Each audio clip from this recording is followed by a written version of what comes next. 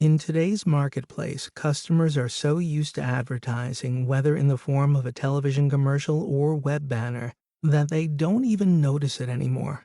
Customers just will not pay attention to your marketing efforts. That is, if you rely on traditional means of advertising to mass markets. Marketing is about giving customers what they want, when they want it, and in the way they want it. You can't push products and services down customers' throats anymore. Certain customers may buy a product or service from you on impulse, without knowing much about your company. But will they come back? To attract the best customers to your business, those who generate referrals and buy regularly from you, you have to build trust. How do you build trust with your customers? Customers trust your business when they sense that you know what you're talking about. You give them a suggestion that actually works. You understand what they want and give it to them. You do what you say you're going to do. Trust is something your business has to earn, but the effort is worth it because trust pays back big time in the form of loyal customers who tell their friends. You can't sell a product or deliver a service if you don't know who your customer is. Simply put, your customer is the individual or business who pays you. But it's more than that. Your customer is the segment of a market that needs your product or service most because it solves a real problem he or she is having. Makes sense because if a customer needs what you have, the sale will be easy. There is no secret to understanding your customer's needs. All you have to do is ask. What a concept. Yet, interacting with customers is something many businesses do very badly, if they do it at all. Why is that? We can point to two fundamental reasons. Owners assume that because they started the business, they must know what their customers want. Wrong. They assume that if they're getting their products or services out on time and with good quality, they've done all they need to do to satisfy customers. Wrong again.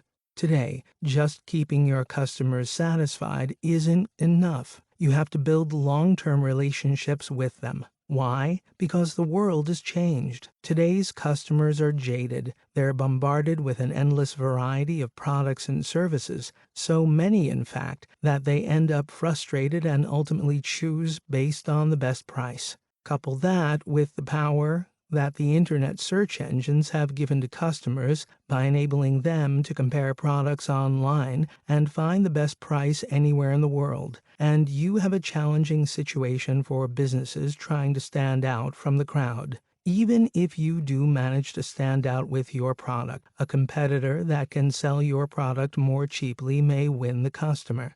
Competing on price alone, however, is a no-win situation for everyone. Your best bet is to show your customers that your company offers intangible benefits that make it a better choice than the competitors. To do so, you need to understand who your customer is and what his or her needs are.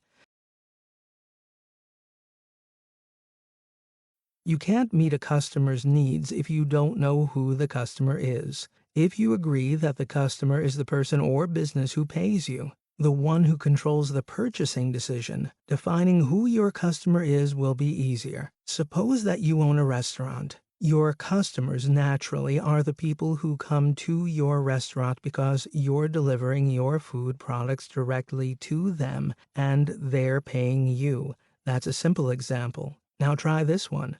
You manufacture bicycles geared towards racers and sell them through retail outlets. Who's your customer? Your first guess may be that the customer is the retail outlet because it buys the bicycles from you to sell to its customers, the racers. And in some instances, you'd be right if you, the manufacturer, sold direct to the retailer. The more likely scenario, however, is that you sell to a distributor, which then locates retail outlets for the bicycles. In that case, your customer is the distributor because the distributor pays you and the retailer pays the distributor.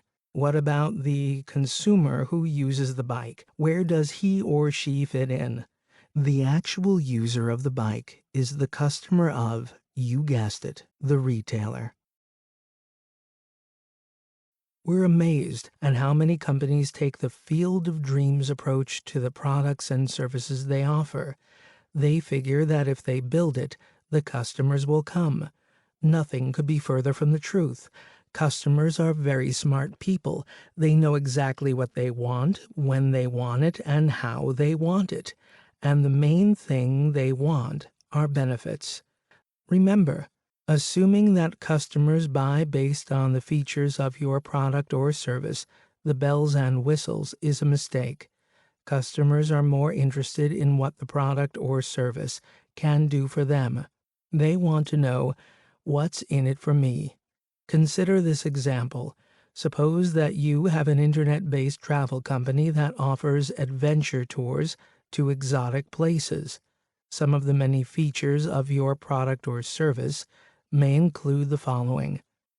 Your company puts the whole trip together so that all the customer has to do is show up. Your company provides a wealth of information about the exotic location. Your company supplies an on-location tour guide. These features are all well and good, but they don't address the needs of the customer in the form of benefits that let customers know why they should do business with you. Before presenting your travel product or service to the public, try taking each of the features in the preceding list and turning them into benefits for your customers. Customers save time and money by going to one place for all their travel needs.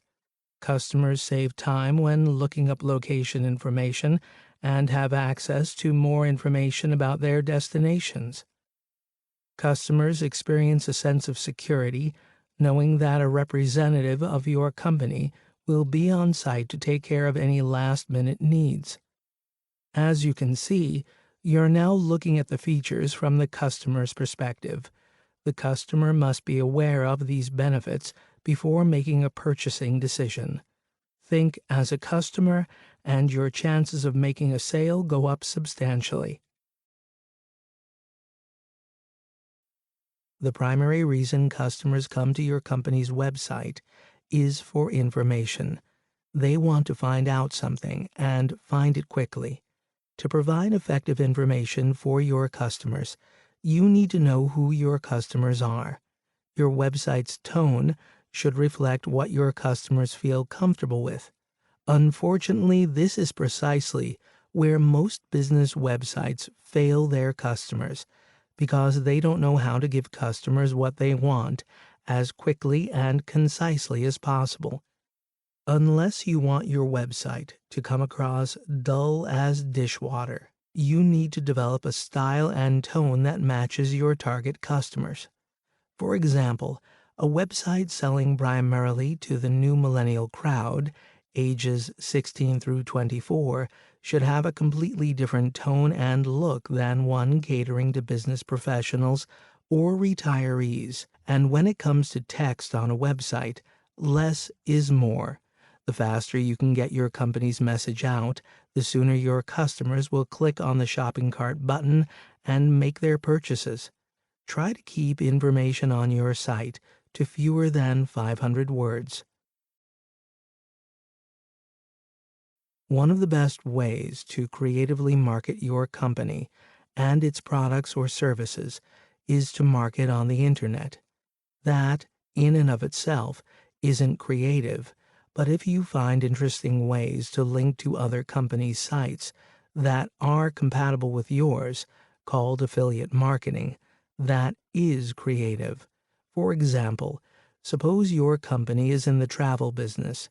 You target large corporations to get their retreat and conference business. You should approach the top retreat and conference companies and convince them to put a link on their sites to your travel site and vice versa. That way, when an event planner at a large corporation is perusing conference sites, he or she can easily come to your site to get the details and make travel arrangements. Be careful about trying to be everything to everyone. You don't want to put links on websites that don't show your company in a positive light. Likewise, you don't want ads for unrelated products and services on your site. If, for example, your website is about do-it-yourself shelving, you don't want to confuse your customers with ads for videos or domain names.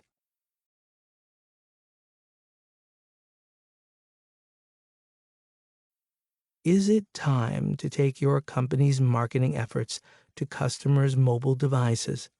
Actually, most of the research done so far has found that half of customers are in favor of mobile marketing and half are against it. The half who appreciate mobile marketing are the teens and 20-something groups, but only when the information is relevant to their needs and interests and presented in a compelling way. The Mobile Marketing Association, MMAglobal.com, believes that this form of marketing reaches people when they have nothing better to do than to look at their cell phones or PDAs, personal digital assistants. The question is, how do you know if your target customers are happy to hear from you? You ask them. Holding some group interviews should give you the answers you need. The only thing known for sure is that the 18 to 34-year-old age group has their mobile devices with them all the time. They like music and video games. So if your marketing campaign is targeting this group and you can incorporate music and or video games and send them to their mobile devices, you may have a winner. So you want to make a lot of money and you have a great product or service to offer. Why not give it away to customers? No, we haven't lost our minds. We're serious. That's how Netscape started. Microsoft as well. This strategy isn't new. For example, Gillette, the razor company, followed this strategy years ago. It gave away its razor, knowing that its customers would continue to come back to purchase the blades, the consumable part of the product. You need to decide what you must sell and what you can give away. Every company has something it can give away, even if only for a 90-day free trial. Free sampling is the quickest way to get customers to try out your products and services.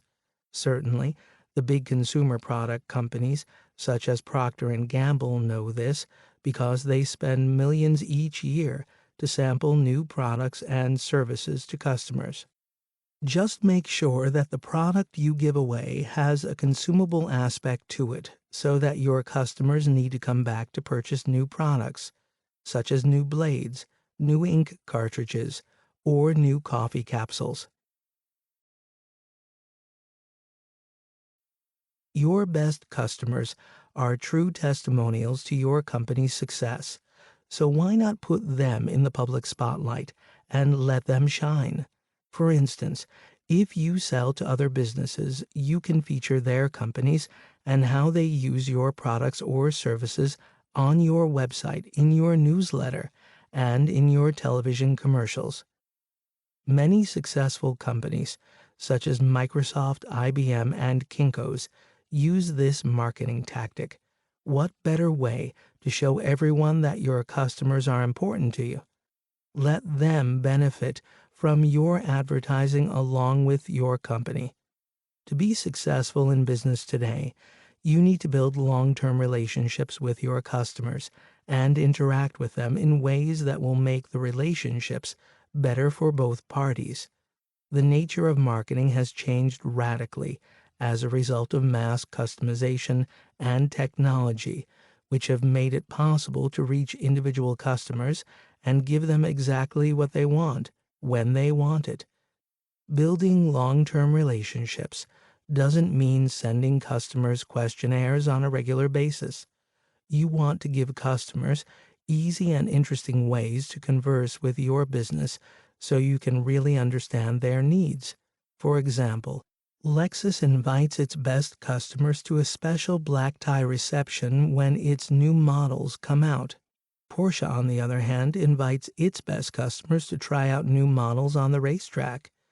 During these events, The companies can get feedback in a relaxed environment and make sure that customers and salespeople interact as people. When it comes time to purchase a new vehicle, the customers will want to deal with people they know. In your business, look for ways to build long-term relationships, and the sales will follow. To get your customers to pay attention to what you're selling, try using advertisements that tell a quick but memorable story, a story that gets your customers emotionally involved. If you're fortunate enough to be selling a product that gets people excited while it just sits on the shelf, how about that iPod you just bought? This advice isn't for you.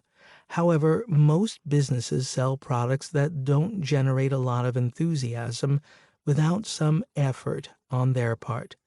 You can make any product or service interesting and connect emotionally with your customers if you look at the product or service in a new way. Finding products and services anywhere in the world is fairly easy in this age of connectivity. Just go online to a search engine, type in a product that you want, and up it pops. So business owners who want their products and services to rank high in search engines optimize their websites by using keywords so that what they offer comes up high on the search engine's lists when customers search for those keywords. But what if you want to serve a local region or a specific country? In this case, you don't want to have to deal with people in other parts of the world. One thing you can do is to make sure that you recognize who you're serving. Every region has its own linguistic differences, so the keywords that customers use to search for products or services may be different.